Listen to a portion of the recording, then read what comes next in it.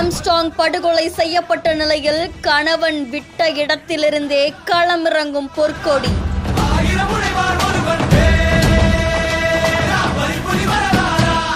உயர்ந்த தலைவர் பதவியையே வேண்டாம் என்று தன்னடக்கமாக கூறிய பெண்.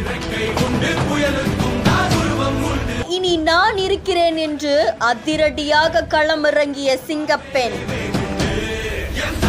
பகுஜன் சமாஜ் கட்சியுடைய மாநில தலைவரான ஆம்ஸ்ட்ராங் படுகொலை செய்யப்பட்ட நிலையில ஒரு பக்கம் நாடு முழுக்க அது பெரும் பரபரப்பை ஏற்படுத்தியிருக்கு. இன்னொரு பக்கம் அரசியல்லையும் பல மாற்றங்களை ஏற்படுத்தியிருக்கு.